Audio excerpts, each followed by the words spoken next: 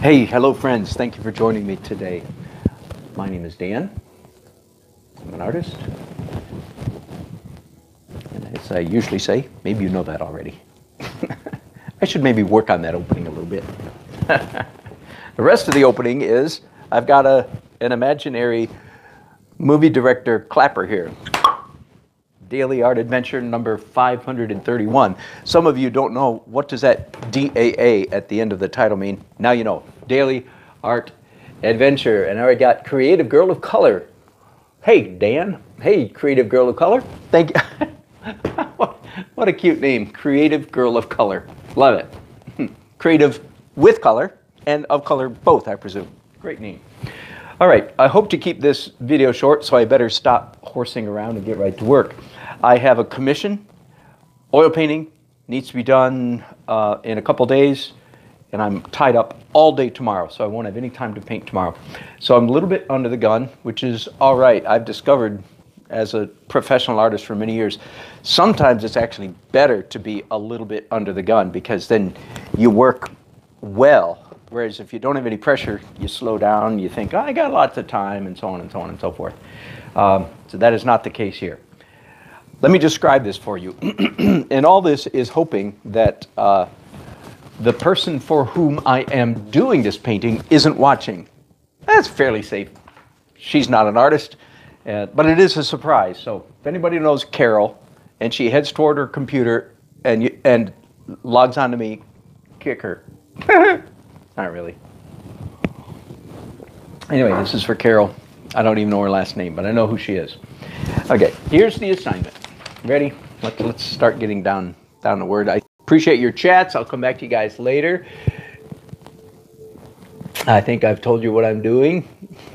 Yes, Creative Girl of Color. No, come on, what color are you, sweet lady? You look Asian. Are you Asian? Now I feel creepy, don't I? Wait a minute. That did not come off well. Now it looks like I'm being creepy. Anyway, forget that I did that. I am going to do a drawing of this house. I was given this photograph. I got this one off Google Earth. You know, it's amazing. You can actually do portraits of people's houses with Google Earth. This one's not so good because it's pretty far back from the road. But neither of these angles are quite right, so I went ahead and printed this off. And then the rest of the story is I need to put all of these people, those 9 plus the 2 mothers, on the porch, but not standing, not dressed this way and not standing this way. So how's that for a challenge? Woo! Okay, but first of all, I have to start with the building, with the house. And don't look, Carol. Thank you. And I don't like the angle. I love the house, and it shouldn't be too hard, but I just don't like the angle. So here's what I'm going to do. And now I can zoom in. I have oh, by the way, let me zoom back out. I've never worked here before. This is the first time you've ever seen me do a broadcast from my dining room. Why? Because I had all of my equipment down here, didn't want to take it upstairs. That's enough. So I'm working here in my dining room, but it's a lovely dining room, isn't it? Samurai Art, good to see you again. Thank you for joining me. Complete with a Christmas tree on January 26th. I'm tempted to say this is a long-standing Nelson family tradition, but it's not. This is rather crazy. Now, I will say that we had Christmas in our house this year very, very late, like 2 weeks ago. So let's pretend it's only 2 weeks after Christmas instead of a month. Anyway, I digress again. You get the impression I don't want to get started on this drawing, but I really do. Here's a tip. Oh, by the way, and I'm looking around turning around to look at the canvas. The canvas is 24 by 30, so that's about that ratio. I'm not going to measure it. That's close enough. I do recommend, for what it's worth, always drawing a border. When you're drawing, watercolor or drawing, draw a border on your paper first. I don't know why I don't do this with oil paintings, but I don't. But when it comes to drawing, I'm in a good habit, and it serves me well. And so here we go. I'm going to try to do this house, but change the angle of it somewhat. I want the angle more like this, but up closer, as if we were standing on the driveway. Time to zoom back in again. As if we were standing right here in the driveway. So whoever took this picture, if they had just taken 4 steps to the right and then got themselves a little bit lower, that would be the perfect angle that I'm looking for. Okay. Now, one of the reasons that I recommend drawing a border on your paper is for the very reason that I'm doing right now. Can you see this? I'm going outside the border, and if I was treating this whole piece of paper as my picture plane, my picture surface, I wouldn't be able, I'd be out of luck, because it'd be not good. But here, so I can change my mind, if you will. I can change my mind and draw outside my border and just change my border. So that's one good reason to draw a border. I'll go ahead and give you another one while I'm at it. Another good reason for drawing a border on the paper. This one is a little bit more subtle. Did you get the first one? The first one is because you can cheat, right? Like, oh, darn, I wish I could go. Well, good. I don't know darn about it. I just go right up there. Okay. The other reason, a little bit more artistic and subtle, and that is that when you draw a border on your page, on your paper, it gets your mind thinking compositionally. Believe it or not, when you just draw on a piece of paper without a border, this is counterintuitive, but I believe it's true. Believe it or not, when you draw on a piece of paper like this, your mind doesn't typically think about the edge of the paper as a compositional element. You just think, that's just where the paper runs out. On the other hand, when you draw a border, instantly your mind conceives of this line as a compositional border, an element in the composition. Does that make sense? So now I don't always, sometimes I'll draw it closer to the edge of the paper and so on, but this is close enough for this one. So anyway, there's the two reasons, in my opinion, for drawing a border on the piece of paper. Okay.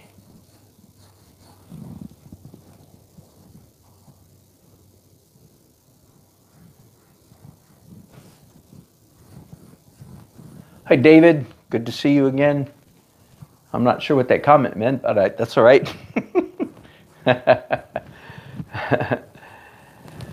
David, my fellow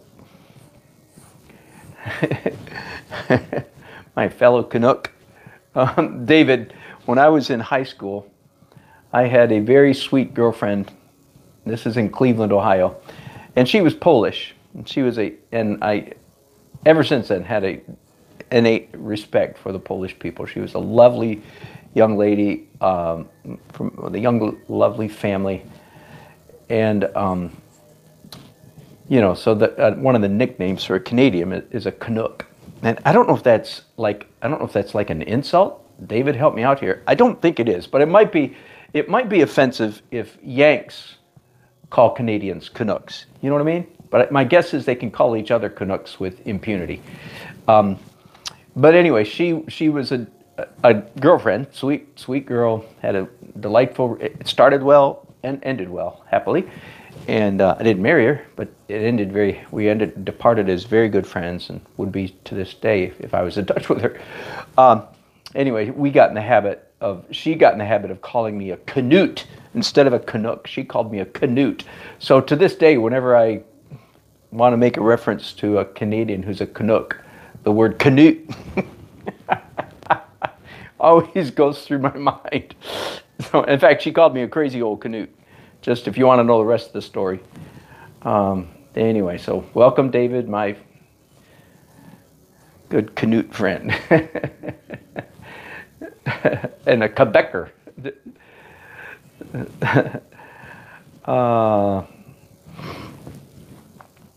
I don't have a lot of viewers on my channel. I'm trying to figure out why. I have plenty of subscribers. A lot of people think it's because my videos are too long, and that may very well be.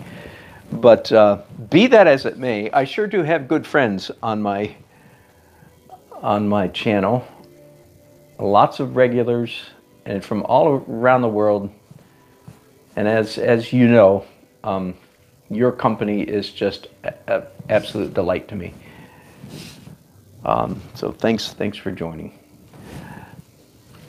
So what I'm doing here, as you can see, is doing a perspective drawing.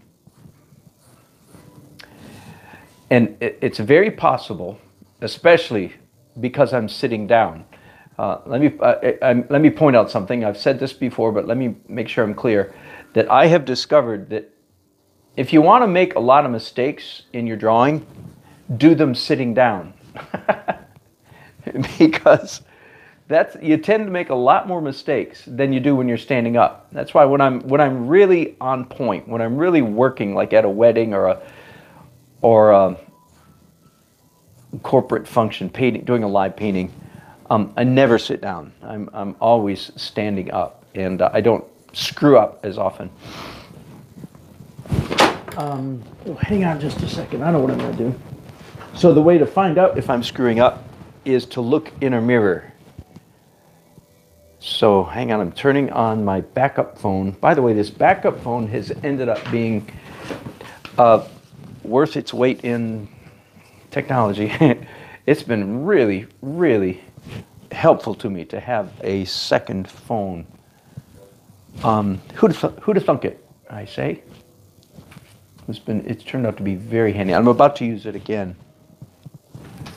Okay, now, there's a tree here in the front yard. I'm not sure I want to include it. I might not.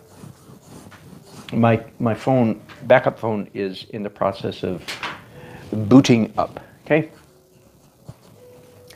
There's a tree here, and I'm debating whether I want to include that tree or not. I sort of think I do. So otherwise, it's just too much house and not enough organic. So I think I do. Let me quickly point out. Okay, here's the reference for those of you who joined me late. I have two pictures of this house. This one's straight off Google Earth, and this one was provided for me by the client, but I don't quite love the angle. It's pretty good, but not perfect. So there's an American flag hanging here. Okay, my other phone is backed up. For those of you who haven't watched this, this is important. First of all, I'm going to turn on the camera function, right? Clean the lens, take a picture, boom, open the picture in gallery, hit edit. I'm going to do 2 edits really quickly.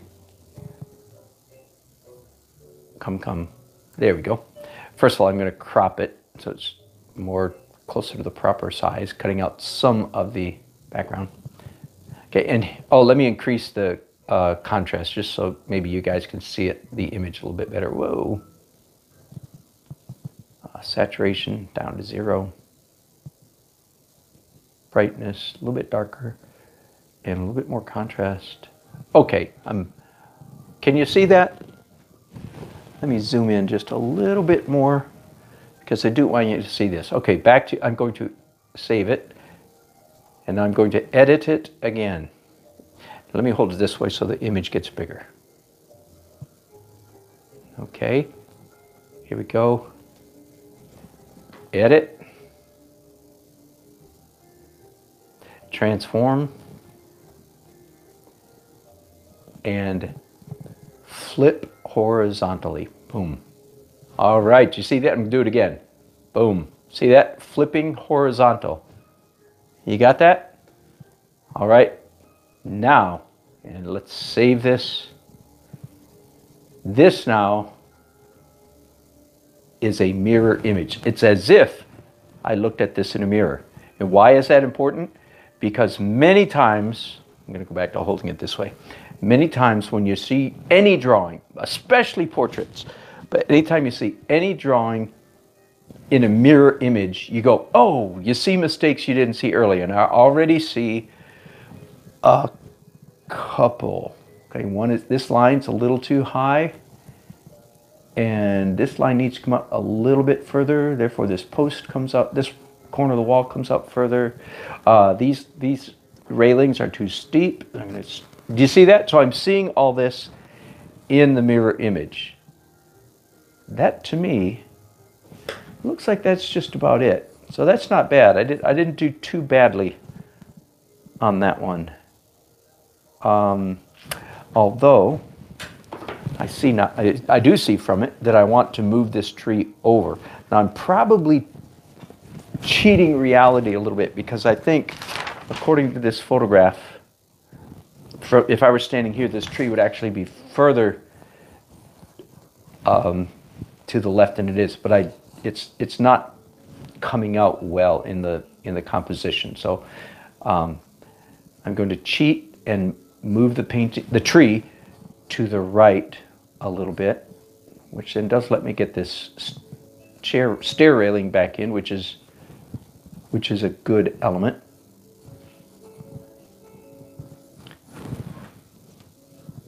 So let me go back and look at my mirror image again. And I think I saved both of those. So I should be able to toggle between the two pretty quickly and compare the images. Yeah, there we go. So there it is, frontwards, backwards. Correct, mirror. Correct, mirror image. I'm liable to be invaded here any minute by a whole bunch of children. That's the other reason I don't work downstairs in the dining room very often. usually the wild Indians are in charge. And if that's a racial slur, I'm so sorry. That is said with great affection. Oh my goodness. All right, I think I'm fairly happy with that drawing, and the perspective seems to be pretty close. The horizon is very low in this scene, and if I was really concerned, I would literally draw perspective, but I'm not that concerned. Okay, a couple other comments before we go, and I'm going to keep this. Okay, there we go. Thank you for that comment. I'm going. Oh, I see. There you go. I see how it was too high. Got it. One other comment. Here is the photograph. Here's the other photograph. This white line here I already drew, because in my mind I wanted to cut off part of the house. And as you can see, I've done that. I'm not exactly sure how much, if I'm going to include the whole gable here, the end of this house right here. Not sure yet.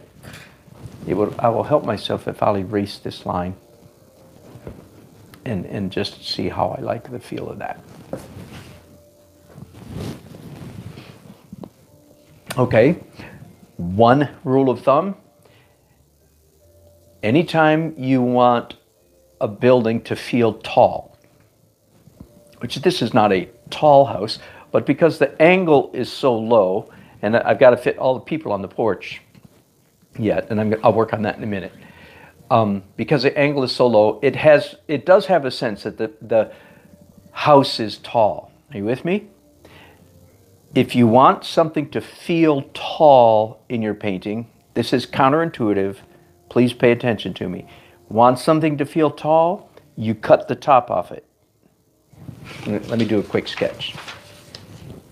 If you're doing a painting of the New York skyline, Manhattan, buildings, and the One Trade Center, or whatever it's called now, you want it to feel really tall, you cut it just a tiny bit off the top. That's what makes it feel tall. Empire State Building, let me do another one. You're doing one of our famous North Carolina lighthouses. If you want it to feel tall, you don't cut off much, just a tiny bit, but make sure that the very tippy top of the object doesn't match the top of the canvas. That's awkward. Those are kissing objects or coterminous objects. You don't want that, but it is usually, if you want it to feel tall, this is the general rule. There are exceptions to this, but most people would intuitively think, no, if you want something to feel tall, paint it like this. Here's my lighthouse. right? That's what most people would think, but that's actually counterintuitive. The truth is counterintuitive. You actually want to cut off the very tippy top of it if you want it to feel tall. Okay, so back to this house. That's one factor. The other is, if you're doing a landscape and you're doing, it's basically a portrait of a building, like a house or a shed or a barn, most of the time you do not want a boundary all the way around the building. That creates a donut hole composition. Let me go back to my scrap piece of paper. So here's your canvas or your piece of paper, and here's your building.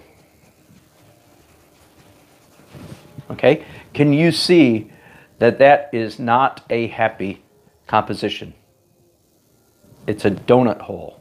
What you've just painted is this. Sure, it's a square donut, but it's a donut nonetheless. Not a pleasant composition. So what you want to do, let's pretend the building is longer. You want to cut off part of the building somewhere.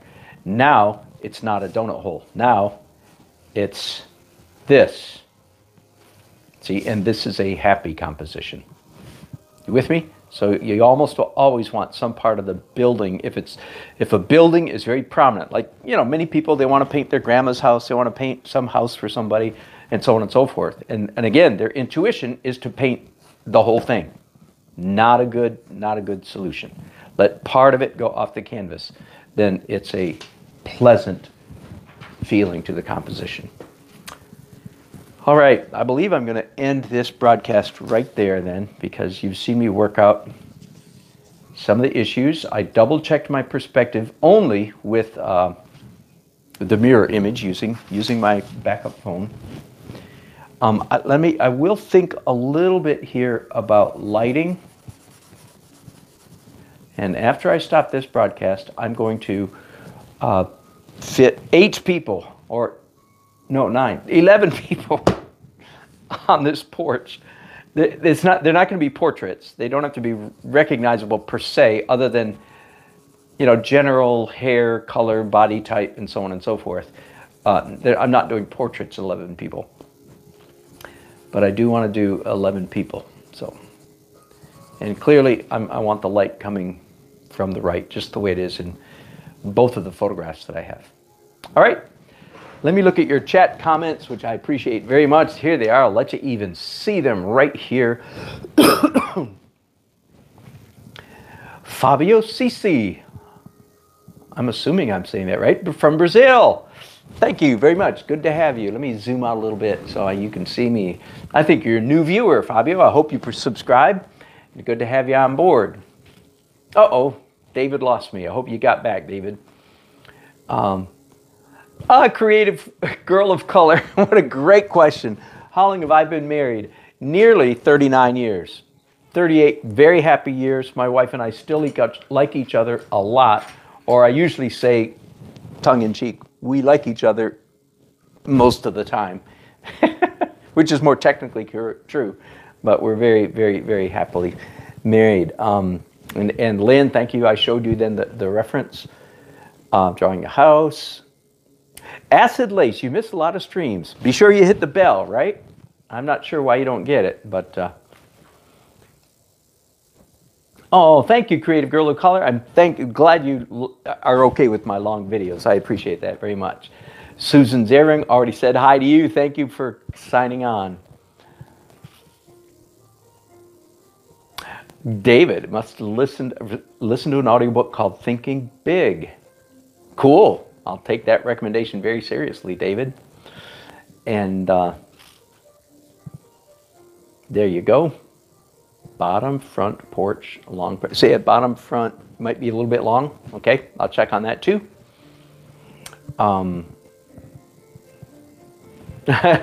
Creative girl. You like to be a live painter, but not sure about the rushing, right? You know, I admit I have a screw loose that I enjoy an audience, and I enjoy being rushed. Isn't that funny? So I've made it work to my advantage. And David, yes, I'll double check on all the perspective. Thank you for that input. Upper front porch roof line is not parallel. Thank you. I'll double check on that. Okay, and I adjusted. Thank you for letting me know that the camera was slightly out of line. So I'm going to try to keep this broadcast fairly short, but I'll be doing more this afternoon, I hope. Thanks for joining me in my dining room. I'm going to clean this up, and I think the next broadcast will be me actually at my easel starting a painting. Thanks, guys.